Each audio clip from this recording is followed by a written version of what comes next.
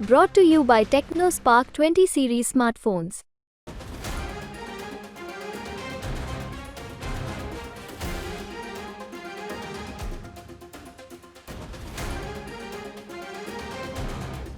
રાજ્યભરમાં ક્ષત્રિય સમાજમાં પરસોત્તમ રૂપાલાનો વિરોધ છે તે ચાલી રહ્યો છે અને ફરી એકવાર રાજકોટમાં આ ઘટના છે તે જોવા મળી છે. જે રાજકોટ બીજેપી દ્વારા શહેરભરમાં જે પરસોત્તમ રૂપાલાના જે પ્રચારના પોસ્ટર મારવામાં આવે છે, ત્યાં કેકેવી ચોક નજીક અત્યારે પરસોત્તમ રૂપાલાનું પોસ્ટર છે તેમાં કોઈ વ્યક્તિ દ્વારા કાળી શાહી છે તે ફેંકીને પોતાનો વિરોધ છે તે વ્યક્ત કરવામાં આવી રહ્યો છે. અને રાજ્યભરમાં અત્યારે જો વાત કરવામાં આવે તો પરસોત્તમ રૂપાલાના વિરોધમાં ક્ષત્રિય સમાજ દ્વારા સંમેલનો પણ થઈ રહ્યા છે અને ફરી એકવાર આ વિરોધની ઘટના છે તે જોવા મળી છે. ત્યારે બીજી બાજુ ભાજપ છે તે પોતાના નિર્ણય પર અડીખમ છે કે પરસોત્તમ રૂપાલા જ રાજકોટથી ભાજપના ઉમેદવાર રહેશે.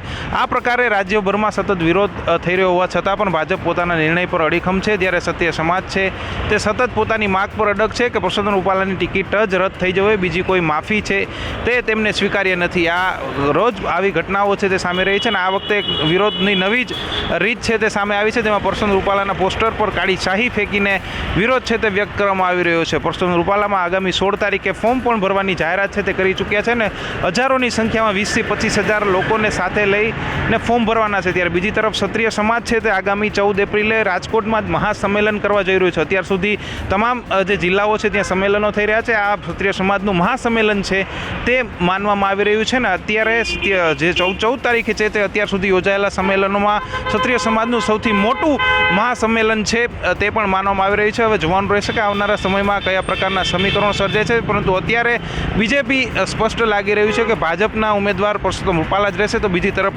ક્ષત્રિય સમાજ પર પોતાની માગ પણ અડગ છે. હવે જોવાનું રહેશે કે આવનારા દિવસોમાં આ પ્રકારના વિરોધો છે તે પણ યથાવત રહે છે કે કેમ, કે પછી ક્ષત્રિય સમાજ છે તે પરસોત્તમ રૂપાલાને માફી આપવા માટે તૈયાર થાય છે કે કેમ, તે પણ જોવું મહત્વનું એટલું જ રહેશે. કારણ કે આ વાત છે તે છેલ્લા 15થી વધુ દિવસથી ચાલી રહી છે અને કોઈ પણ પ્રકારનો અંત આવતો નથી લાગી રહ્યો. હવે આગામી દિવસોમાં જોવાનું ખૂબ જ મહત્વનું રહેશે કે પરસોત્તમ રૂપાલા રાજકોટથી ભાજપના ઉમેદવાર રહે છે કે પછી અન્ય કોઈ.